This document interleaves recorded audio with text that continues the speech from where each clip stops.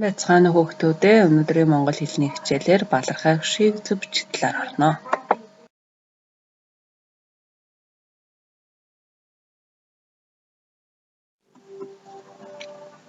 Найзгаа хуульч үтсэн ихээс алдаатай үгийг одсоосаарай.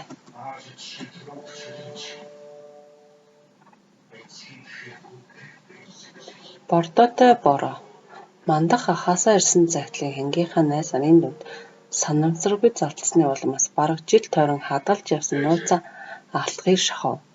Тэгээд халаасандаа хөнхөн хийсэн загтлаа гаргаж өөрөө учрыг олоогүй байгаад үзүүлэн хоёр нүдээ эрэлдүүлэн миний дүү энэ зун ахындаа ирж нөгөө бордоотой борооныхоо учрыг олоорой хэмээн өндөр дуугаар уншив.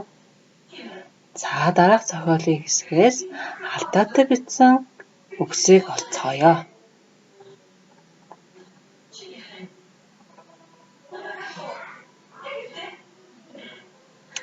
За ямар үг байсан бэ олсон баг гэж багш нь итгэлтэй байна. За багшийнхаа олсон үгтээ тааруулан нэг харцгаая.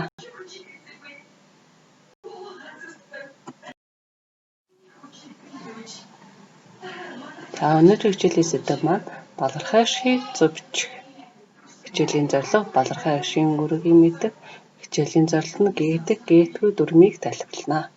За хэрэглэхгүй ном дэвтэр бол харахаарай хүүхдүүд.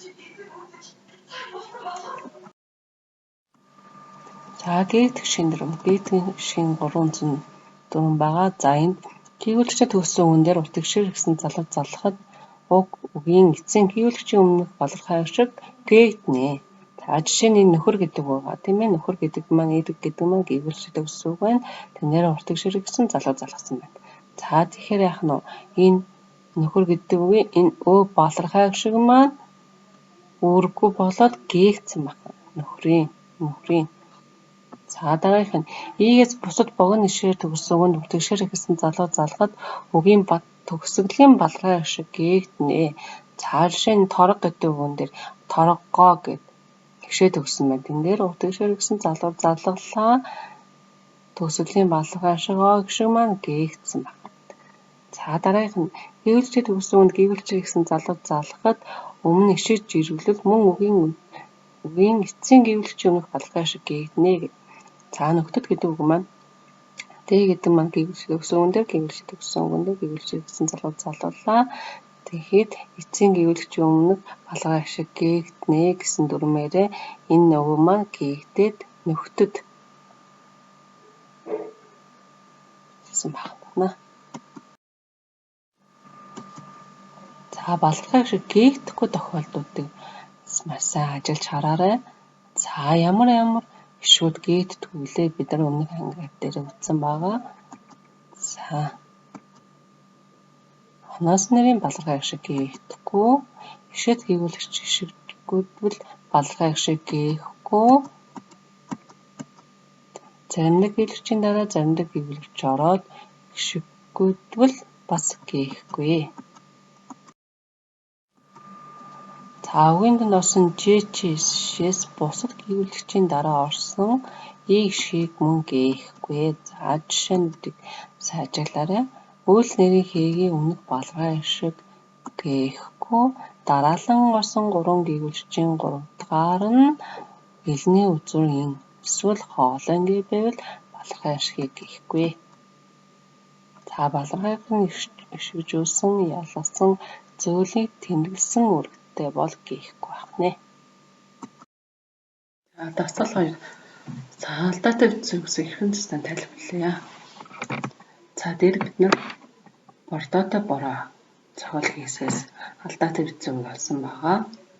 За энэ дээр загтлыг гэдэг үгийн балархай агшиг үүрэггүй болж гээгднэ. Яагаад гэвэл гүйвэлэгчд төгссөн үгэнд утгашир гэсэн залуу залхахад үгийн эцсийн гүйвэлэгчийн өмнөх балархай агшиг үүрэггүй тул гээгдэн гэсэн дүрмээрээ бичигдээд загтлыг бичгэнэ. За дараагийн үг нь алтхыг гэдэг үгийн балархай агшиг гээхгүй. Яагаад? Учир нь үйл үгийн хэгийн өмнөх балархай агшиг гээгдэхгүй. Үйл үг учир гээгдэхгүй тийм үү? За тэгэхээр алтхыг гэж бичих байсан байх нь тийм. За учрыг гэдэг үгийг бүгдээр хараарай.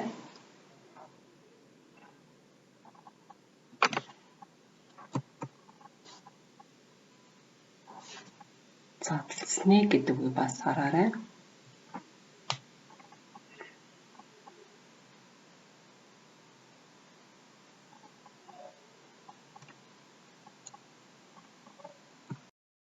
Дараах үгсэд урт гişиг залган бичиж үүдээ дэвтэр дээрээ бичээрэй.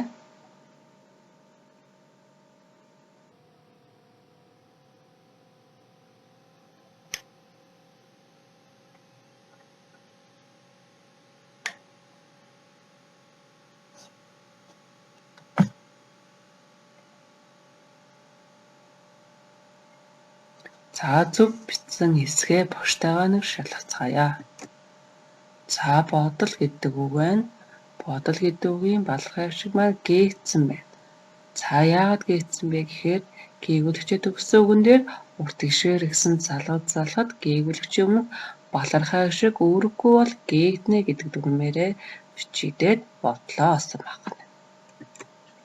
За үлгэрийн гэдэг үг маань үгийн балархай шиг гээгдэг байна.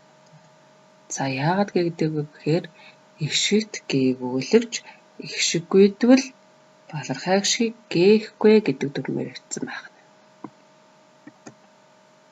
За нутгийн гэдэг үгийн балархай шиг гээгдсэн байна. Гээгүүлэгчээ төгссөн үгэн дээр урт гişгээр гэсэн залгахад гээгүүлэгчийн өмнө балархай шиг гээгднэ гэсэн дүгнэмээр бичсэн байна.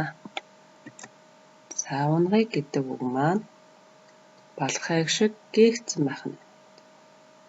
За ийгээс бусад богино гişгээр төгссөн үгэнд урт гişгээр ихсэн залгахад үгийн төгсгөлийн балархай шиг гээгднэ гэсэн дүрмээрээ а буюу а балархайч маань гээгдээд унгыг болсон байна.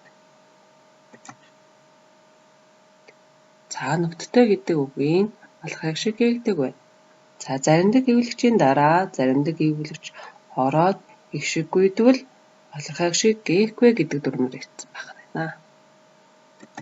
Заазаргай гэдэг балархайч маань гээгдсэн байна. За яагаад гээгдсэн бэ гэхээр гişгээр төгссөн үгэн дээр урт гişгээр ихсэн залгахад үгийн төгсгөлийн балархай шиг гээгднэ гэсэн дүрмээрээ бичигдээд хазаргыг олсон байна.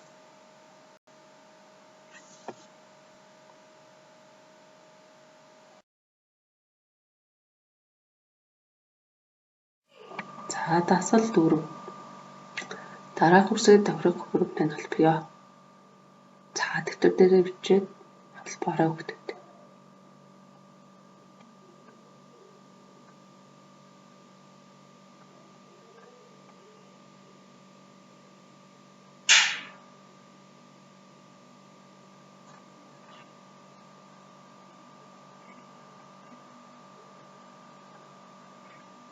За зөв холбосон хэсгээ буштайгаар шалгацгаая.